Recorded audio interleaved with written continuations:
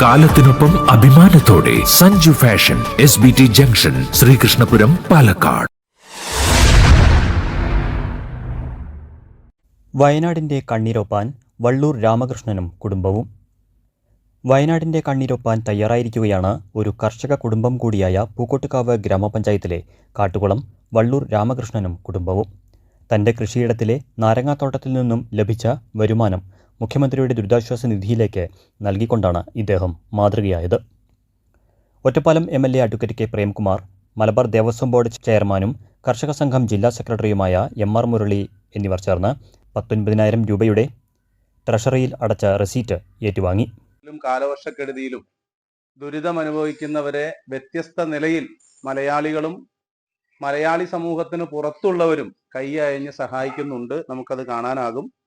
മുഖ്യമന്ത്രിയുടെ ദുരിതാശ്വാസ നിധിയാണ് ജാതി മത കക്ഷി രാഷ്ട്രീയ ഭേദമന്യേ മനുഷ്യർക്ക് അർഹതപ്പെട്ടവരുടെ കൈകളിലേക്ക് ആനുകൂല്യങ്ങൾ എത്തിക്കാനുള്ള വിശ്വാസ്യതയുള്ള മാർഗമെന്ന് തിരിച്ചറിഞ്ഞ് നമ്മുടെ സമൂഹത്തിൽ നല്ല നിലയിൽ അതിന് പിന്തുണ നേടുന്നുണ്ട്.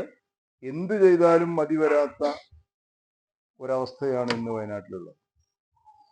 അങ്ങനെ ഒരു കാര്യത്തിലേക്കാണ് ഒരു കർഷകന്റെ മനസ്സ് നൽകുന്നത്.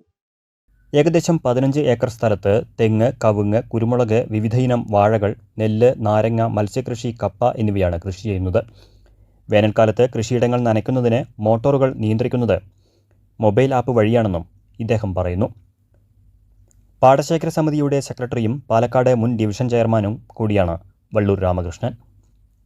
ചടങ്ങിൽ CPIM area secretary P. Aravindakshan, കർഷക സംഘം ഏരിയ സെക്രട്ടറി P. സുബ്രഹ്മണ്യൻ, ഗ്രാമപഞ്ചായത്ത് മുൻ president AK. Sheeladevi, block member S. Ajith Kumar, ICDC chairman C. Vasudevan എന്നിവർ സംസാരിച്ചു.